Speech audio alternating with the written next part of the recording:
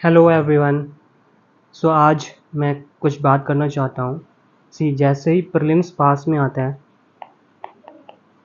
तो एक trend start हो जाता है। ट्रेंड क्या होता है?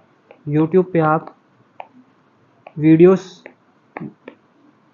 देखोगे, उसमें किसकी बात होती है? Tricks, hacks to score 20 extra marks, to solve that 15 extra question, right? अब ये प्रीलिम्स जब पास आता है, अराउंड 30 to 40 डेज बचते हैं, तभी क्यों आता है ये सब? ठीक है। और ऐसे ही पीडीएफ्स भी बहुत सारी टेलीग्राम पे सेल की जाती है।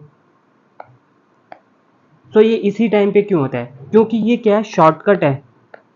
शॉर्टकट है, ठीक है।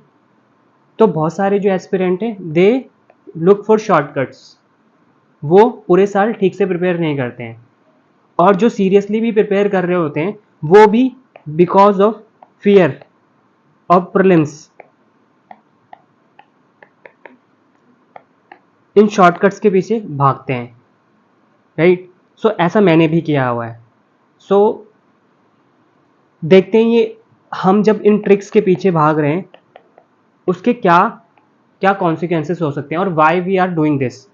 कि कोई ट्रिक्स वाला वीडियो आता है तो हम क्यों देखने बैठ जा रहे हैं उसको, instead of relying on our knowledge, right? So tricks का मतलब क्या है कि आपने पूरे साल ठीक से पढ़ाई की ही नहीं, ठीक से प्रिपेयर किया ही नहीं, because of which you want shortcut. तो अब आपको शॉर्टकट चाहिए, आसानी से कुछ मिल जाए, कुछ ट्रिक्स मिल जाए, और जहाँ से वहाँ जाके एग्जामिनेशन हॉल में जाके क्वेश्चन सॉल्व कर दें, एमसीक्यू सॉल्व कर दें। बट इससे एक नुकसान क्या है? There is risk of failure, ठीक है। अब 2023 में पहले ऐसे ऑप्शन थे, 2022 में, उससे पहले 2023 में यूपीएससी ने इस तरीके से करने लगे। 2022 में यूपीएससी ने एक झलक दी थी, फिर 2023 में पिक्चर ही दिखा दी। सो एलिमिनेशन को ही जो ट्रिक्स, ये एलिमिनेशन वाली जो ट्रिक थी, सो एलिमिनेशन को ही एलिमिनेट कर दिया, राइट? ठीक है। और अगेन जब आप ट्रिक्स पे रिलाई करते हो, इट मीन्स आपके पास सुपरफिशियल नॉलेज है, ठीक है। आपने ठीक से प्रिपेयर किया ही नहीं है, पूरे साल क्या कर रहे थे आप? और डाइवर्स एरिया से क्वेश्चन आते हैं, डिफरेंट वेज में यूपीएससी क्वेश्चन पूछता है, तो उनको आप कैसे टैकल करोगे? अनएक्सपेक्टेड क्वेश्चंस हो सकते हैं, अनएक्सपेक्टेड ऑप्शंस भी हो सकते हैं, right? So you won't be able to solve it, क्योंकि आपके अंदर कॉन्फिडेंस ही नहीं है। क्योंकि ट्रिक्स से कोई कॉन्फिडेंस थोड़ी आता है, कॉन्फिडेंस तो आता है नॉलेज से। और मान लो आप ट्रिक्स लगा के कुछ क्वेश्चन सॉल्व भी कर लेते हो और आपका प्रीलिम्स क्लियर भी हो जाता है, राइट? देन आप जब इंटरव्यू देने जा रहे हो, तब आपने जो पढ़ा था और वो आपको याद ही नहीं है। Suppose India Myanmar Thailand trilateral highway, अब ये किस किस रीजन को कनेक्ट करता है, किस किस प्लेसेस को कनेक्ट करता है, वो मान लो आपने एमसीक्यू में ट्रिक से सॉल्व कर लिया कि यार ये तो जो एक फैक्ट दिया हुआ है इसने, ये तो इनकरेक्ट होगा, सेकंड वाले स्टेटमेंट भी ये फैक्ट दिया, ये तो इनकरेक्ट होगा। ऐसे आपने ट्रिक्स लगा ली। बट अगर आपको एक्चुअल में नहीं पता है एंड इंटरव्यू में आपसे वो क्वेश्चन पूछ रहे हैं, तो फिर क्या करोगे? So you are missing out an learning opportunity, ठीक है। उसके बाद हमको ट्रिक्स से ज्यादा किस पे रिलाई करना है? नॉलेज पे। यहाँ पे देखो, एनसीईआरटी पढ़िए सबसे पहले, read NCERT first, then read other standard books, then read all this books again and again, right? So यही मूल मंत्र है।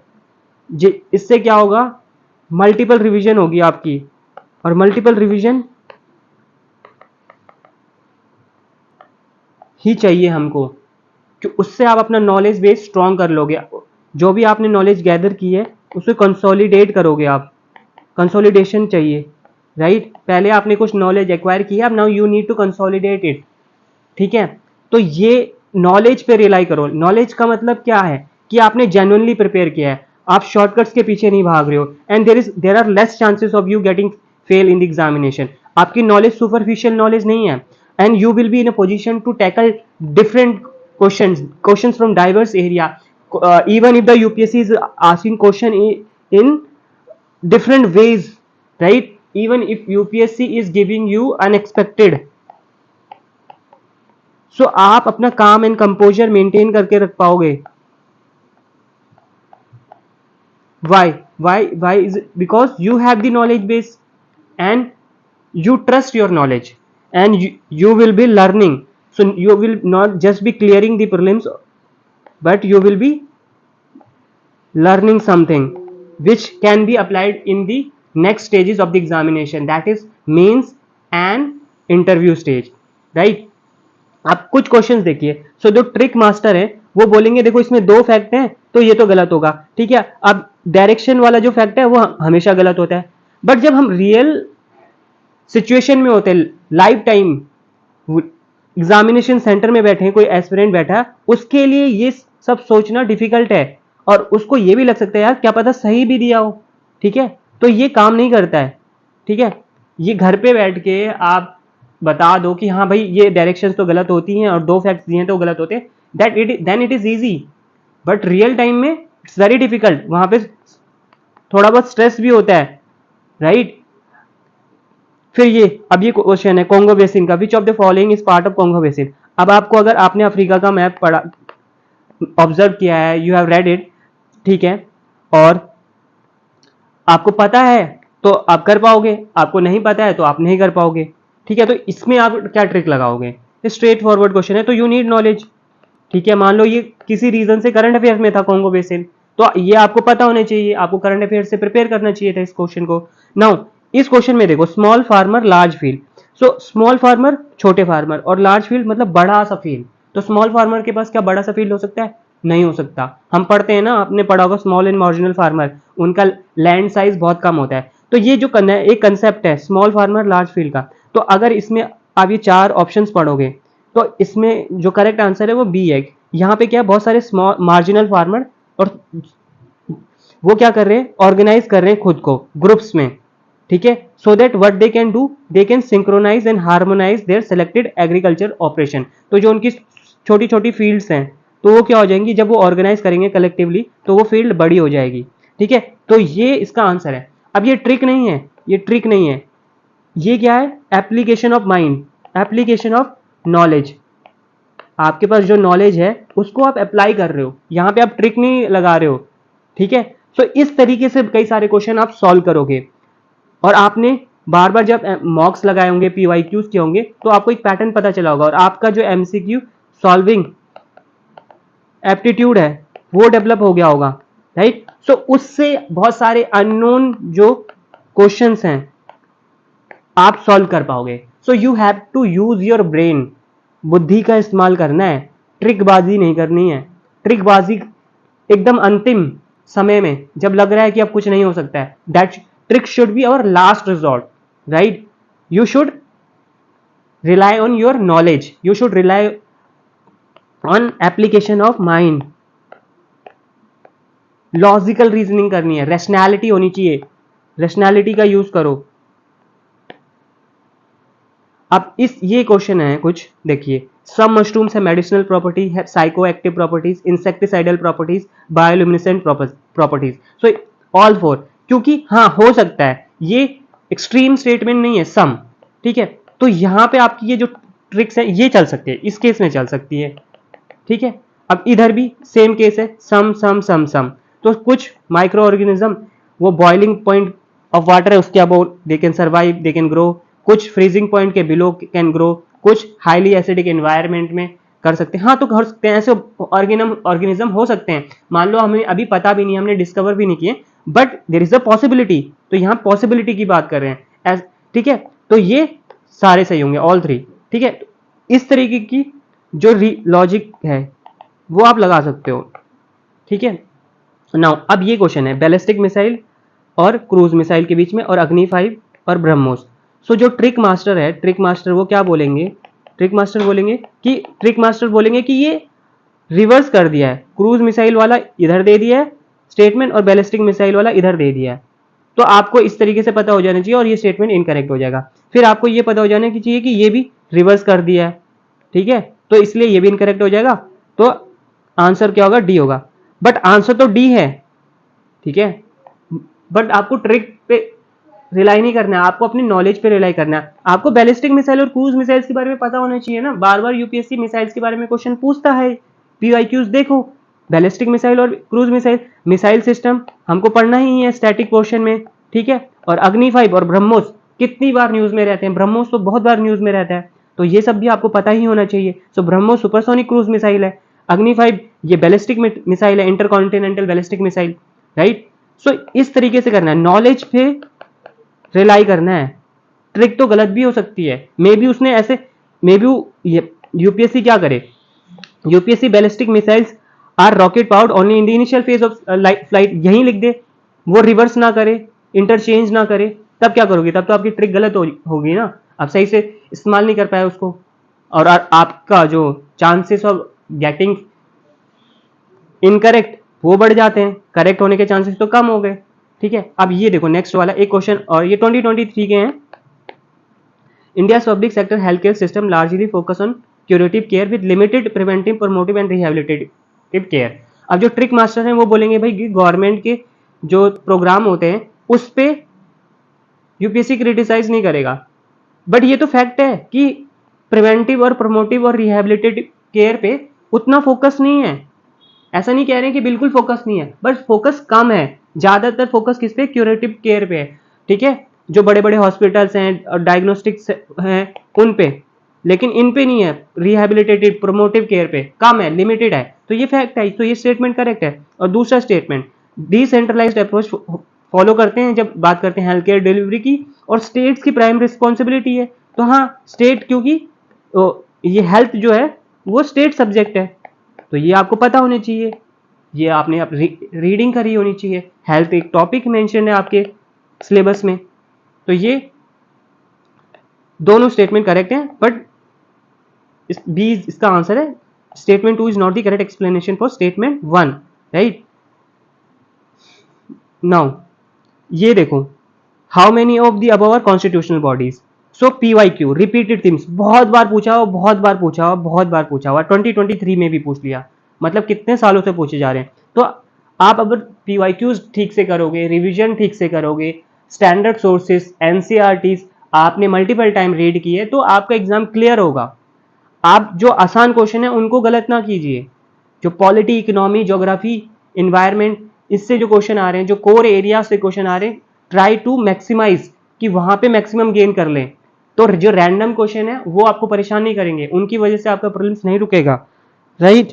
Now see this is the question asked in 2023 Sangam poems, which one of the following explain the practice of vatta kirutal as mentioned in sangam poem. Now see this, which one of the following statements about sangam literature in ancient south India is correct. So Sangam literature के बारे में पूछा है, ये 2022 में पूछा है, अब यहाँ पे ये भी संगम पोएम संगम लिटरेचर का पार्ट है, तो ये 2023 में।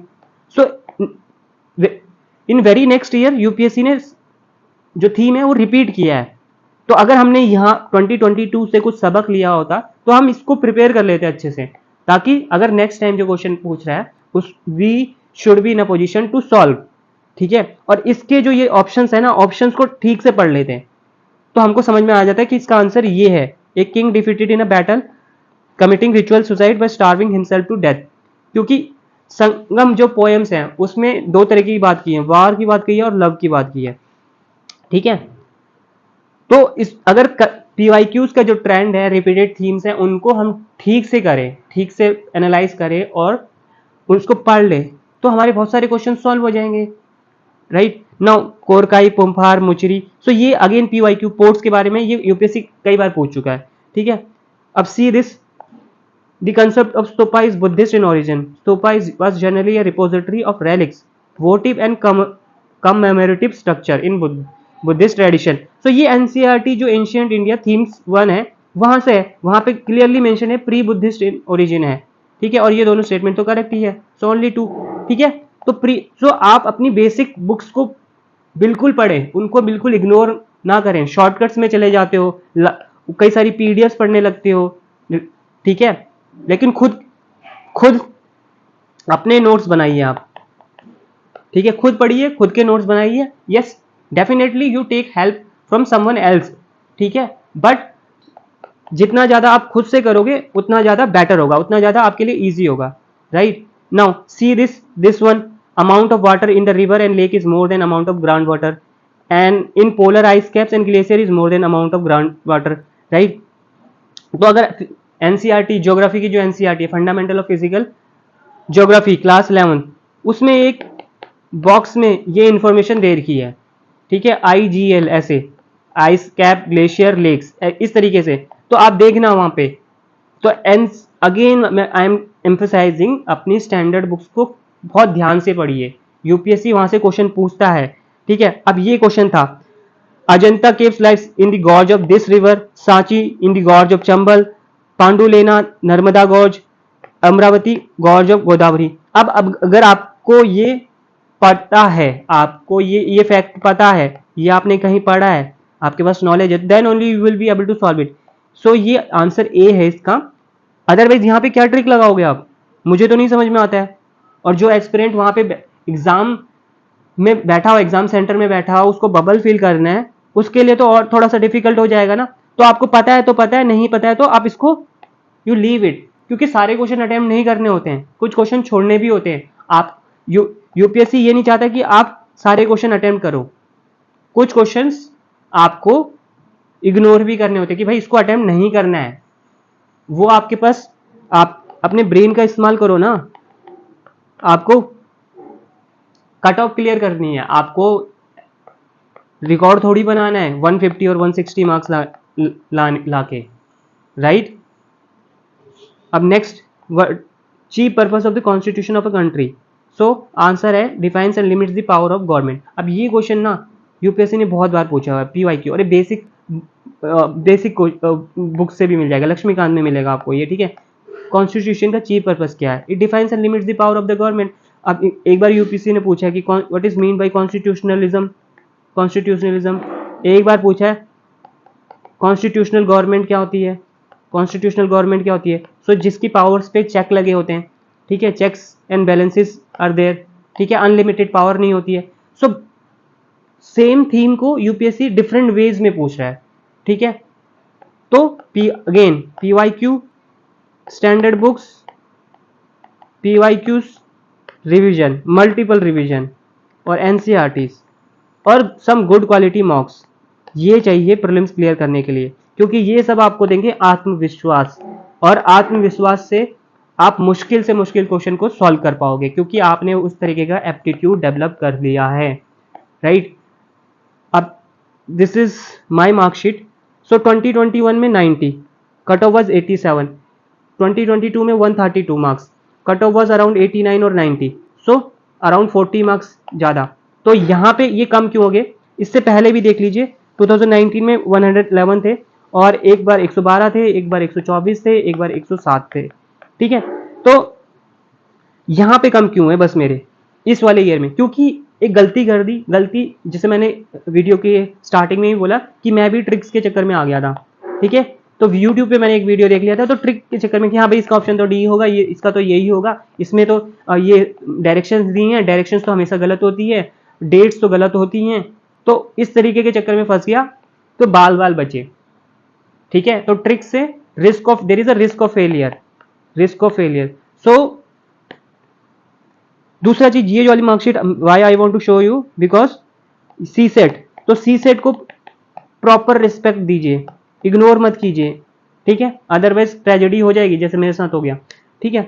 और always rely on your knowledge and be confident, कि मेरा नहीं होगा तो किसका होगा, be confident, trust the process, trust the process, process को सही से फॉलो कर लो, ठीक है। तो चीजें ठीक होने लगती हैं। अगर मान लो आपका क्लियर भी नहीं होता, but you will be learning a lot, लेकिन ट्रिक से क्या ही सीख लोगे आप, कितनी, जीवन में शॉर्टकट से कुछ नहीं होता है, you have to do the hard work, और जब हार्ड वर्क करते हो तभी वो स्मार्ट वर्क बनता है। So without hard work there can not be any smart work. Hard work पहले है, फिर आता है स्मार्ट वर्क। जो हार्ड वर्क कर सकता है वो स्मार्ट वर्क भी कर सकता है, right. So tricks should be the last resort, should be the last resort. अगर आपको लग रहा है आप कुछ हो ही नहीं रहा है आपसे, तब, ठीक है। और otherwise your knowledge will always help you. So I hope you will apply something which you have learned from this video, and I wish you all the best for the civil services preliminary examination 2024. All the best, do good, thank you.